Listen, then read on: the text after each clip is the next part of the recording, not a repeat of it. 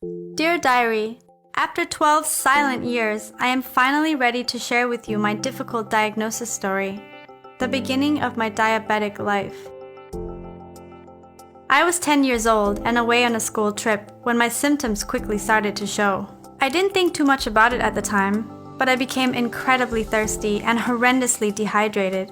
I needed to pee every 5 minutes, I was lethargic, terribly tired, and was drastically losing weight. All of these symptoms are signs of type 1 diabetes, and if left untreated can cause coma or even death. When I returned home, my parents knew almost instantly that something wasn't right. They took me straight to the doctors. But unfortunately, my symptoms were mistaken for a virus instead, and I was told to go home and rest. I tried, but I couldn't get a single minute of sleep in because every single part of me was throbbing. I was weak and incredibly tired. Overnight, my condition rapidly deteriorated. I remember feeling scared at first, but as time slowly passed, I couldn't think about anything other than the fact that I felt like I was dying.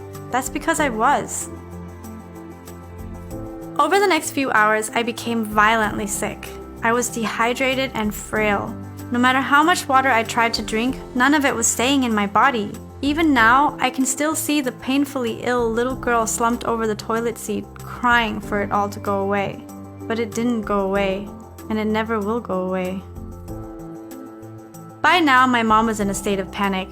She had that gut-aching motherly instinct that told her something wasn't right, that it was more than just a virus and that her little girl was seriously ill. My mom thought it had to be type 1 diabetes, but our family and friends confidently reassured her that she was wrong, that we couldn't have that much bad luck, as my brave mom was fighting cancer at the same time. She was battling for her life while worrying and trying to save mine. Now convinced and running out of options, my mom asked our neighbor to come over to the house and test my blood sugar as her daughter was also a type 1 diabetic. I can still see the heartbreak and horror on my mother's face when she read the results. My blood sugar was so high, the meter couldn't even read it. A non-diabetic's blood sugar should be between 4 to 8 millimoles. Mine was higher than 40. My mom ran to the phone and called the hospital begging for someone to help. The nurse on the phone told her we didn't have time to wait for an ambulance anymore. We needed to get to the hospital immediately and I needed to be kept awake. By now, I was drifting in and out of consciousness, and my hazed memory only let me recall certain moments of that terrifying car journey. When we got to the emergency room, my mom flung out of the car, scooped me up in her arms, and ran towards the door. I remember her screaming for help while a sea of people rushed towards me. A man with a broken leg who was sitting in his wheelchair instantly lifted himself out so that my mother could place me down. I was rushed into the emergency room and placed on a bed.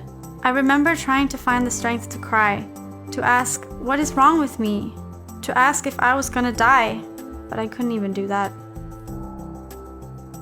Within minutes, doctors began inserting tubes, wires, needles, and hooking me onto machines. Dozens of doctors, consultants, and nurses were huddled at my bedside with machines screaming in my ears. At 10 years old, I knew that I was in trouble, and I was terrified. The doctors explained that my blood sugar and ketone levels were too high to read, and this is where it gets scary.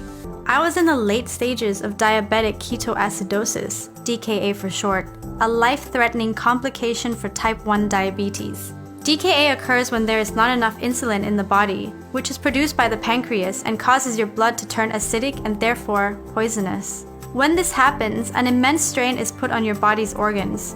Your heart, lungs, and kidney can all fail, which was what was happening to me. You can fall into a coma, and death can be a very realistic outcome. The ER doctors were able to stabilize me and transfer me to a children's intensive care unit where my dad asked the doctors, "Is my little girl going to be okay?" Their reply was, "Sir, I can't tell you that. Your daughter is in critical condition and the next 24 hours will be crucial." When I look back on that day, I feel sad, but more than anything, sad for my parents. I cannot even imagine how they felt being told that their little girl might not make it through the night. For any parent, it's something you never want to experience for yours or anyone else's young child. Seeing the sheer pain embedded in my mom's face is something I find difficult to erase. It's something I'm gonna carry with me forever. The rest of that night was a blur, a painful, emotional blur. When I woke up, I realized that I was living what seemed at the time a terrifying nightmare, one that you couldn't escape or run from. It was a nightmare in a constant loop, and I was in the middle of it all. It was overwhelmingly real and intense, but as the days went on, slowly, I regained my strength. Before I was released from the hospital, the nurse told my mom that I'd need injections for the rest of my life. It's a burden that comes with every type 1 diabetic. We live in the constant pattern of insulin injections, carefully managed diets, and constant monitoring of daily blood glucose tests. No matter how hard we maintain a healthy lifestyle or exercise, it will never go away. I am reminded of this nearly 10 times a day when I'd look down at my pin-pricked finger and stare into a machine to tell me if I'd need to inject myself. I've struggled my entire life to accept this lifelong condition. I carried the weight of the world on my shoulder, but now, after years of anger, hurt, and shame, I've learned to be proud of every bit of who I am. I am a fighter, and nearly 12 years later, I feel stronger than ever. I am here, I am alive. And although I have a condition that will never go away, it's okay. I'm okay. I'm not ashamed or embarrassed to shout out from the rooftops about my condition, because I won't let it take any part of me away again. I am brave, resilient, and unstoppable. And if you think type 1 diabetes or any other disease is ever going to hold you back, my God, are you wrong.